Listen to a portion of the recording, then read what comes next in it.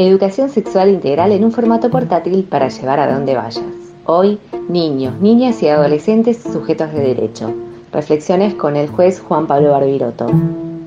El 20 de noviembre se celebra en todo el mundo el Día Universal del Niño y la Niña, que recuerda la aprobación de la Convención sobre los Derechos de los Niños, Niñas y Adolescentes en aquel 20 de noviembre de 1989. ¿Qué establece dicha convención? ¿Por qué es de vital importancia? Sin lugar a dudas, la Convención de los Derechos del Niño es el instrumento político y jurídico más importante que regula el campo de la niñez y la adolescencia, y ha sido llamado con toda razón la primera ley de la humanidad, no porque sea el tratado más antiguo, sino que es el tratado que más ratificaciones ha recibido a lo largo de toda la historia. De todos los países que componen Naciones Unidas, únicamente 3 países no lo han ratificado, que ellos son Estados Unidos, que no ratifica ningún tratado y tiene pena de muerte y prisión perpetua para niñas, niños y adolescentes. Somalia, y no hace falta que le explique las condiciones en que se encuentra la niñez y la adolescencia en aquel país. Y Sudán del Sur, que se incorpora a la Comunidad de Naciones allá por el 2011, o sea que todavía tendría tiempo de ratificarlo. La Convención de los Derechos del Niño, que Argentina no solamente la ha ratificado, sino que está incorporada a su Constitución, ¿no?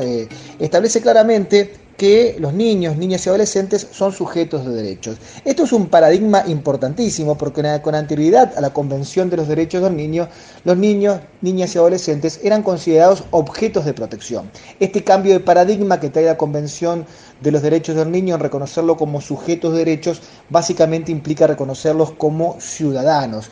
Y esto es muy importante porque a lo largo de la historia, para la sociedad adulta, los niños, las niñas, los adolescentes casi nunca fueron considerados ciudadanos. Habrán sido considerados menores, incapaces, alguien a quien se debe proteger, pero no ciudadanos con toda la carga de derechos y garantías que esto implica. Por eso el reconocimiento de sujetos de derechos es importantísimo y habla de una autonomía progresiva, del reconocimiento de derechos, pero también de la asunción de responsabilidades, principalmente cuando hacemos referencia a la materia penal. ¿Cuáles son esos derechos? Las niñas, niños y adolescentes les corresponden todos los derechos establecidos en los instrumentos internacionales y que también reconocen y se les reconocen a todas las personas adultas, más un plus, principalmente que es atender a ese peculiar proceso de formación, ¿no? Y de esto, el reconocimiento de derechos, somos todos garantes, tanto el Estado como toda la sociedad.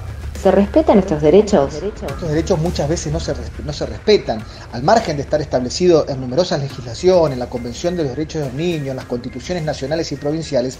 Muchas veces lo que falla no es la consagración de ese derecho en los instrumentos nacionales o internacionales, sino la posibilidad de ejercicio de esos derechos. Fijémonos que nadie duda que a un niño, una niña adolescente le corresponde el derecho a la educación, pero muchas veces es muy difícil poder conseguir bancos. El derecho a la salud es indiscutible y muchísimas veces los padres o los referentes de esos niños deben ir a las 5 de la mañana quizás para conseguir un turno por un resfrío o por una gripe. También todo niño, toda niña y todo adolescente, las leyes les garantizan muchas veces hasta una familia que lo contenga o que coman todos los días, y eso muchas veces en la sociedad no se puede efectivizar. Los estados deben bregar porque no solamente se consagren esos derechos, sino que se puedan ejercer esos derechos.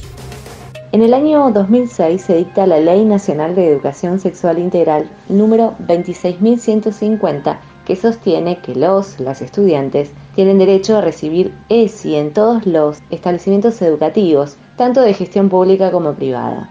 ¿Se cumple este derecho?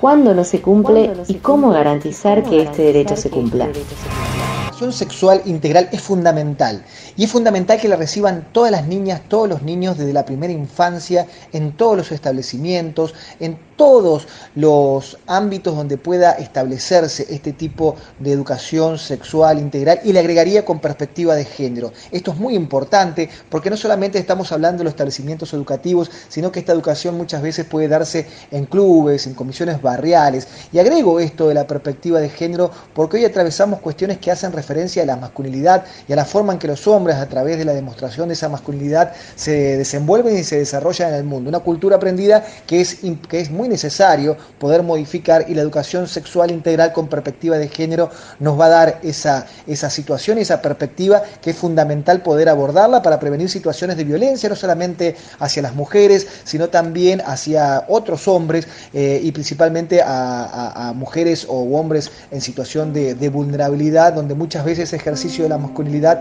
hace patente determinados tipos de abusos. Por eso es fundamental, tal es así que es fundamental que en los protocolos interinstitucionales para casos de abuso sexual en la niñez y la adolescencia, como el que cuenta la provincia de Entre Ríos, se apunta no solamente a la intervención que se debe dar desde todos los organismos que conforman parte de este protocolo, sino también a lo que es la prevención. Y para prevenir no hay nada mejor que la educación sexual integral con perspectiva de género. Un niño, una niña, un adolescente que conoce su cuerpo, su sexualidad, tiene muchas menores posibilidades de ser víctima de un abuso sexual en su niñez y la adolescencia. De ahí fíjense la importancia radical que tiene la educación sexual integral con perspectiva de género. Por supuesto, lamentablemente, en muchas provincias de nuestro país estas leyes no se aplican parcialmente, y muchas veces hay oposición de los propios padres que no quieren que se den este tipo de contenido, confundiendo que lo que se le va a enseñar tiene que ver con cuestiones hasta exhibición de pornografía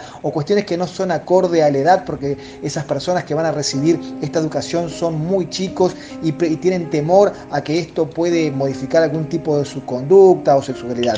Todo lo contrario, esta educación sexual integral con perspectiva de género lo que va a permitir es prevenir, y por supuesto que en todos casos esa educación que se va a recibir va a ser acorde a la edad y a la autonomía progresiva de esos niños, niñas y adolescentes que van a recibir este tipo de educación. En caso de que haya incumplimiento, siempre que se incumple una ley está el Poder Judicial para arbitrar los canales necesarios para que se ponga en vigencia y se cumple con el mandato de una ley tan importante como es la educación sexual integral con perspectiva de género.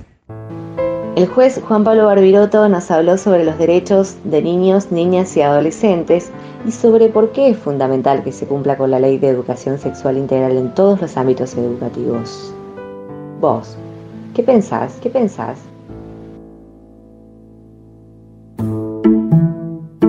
Educación sexual integral en un formato portátil para llevar a donde vayas. Hoy, niños, niñas y adolescentes sujetos de derecho. Una producción de la Municipalidad de Concepción del Uruguay.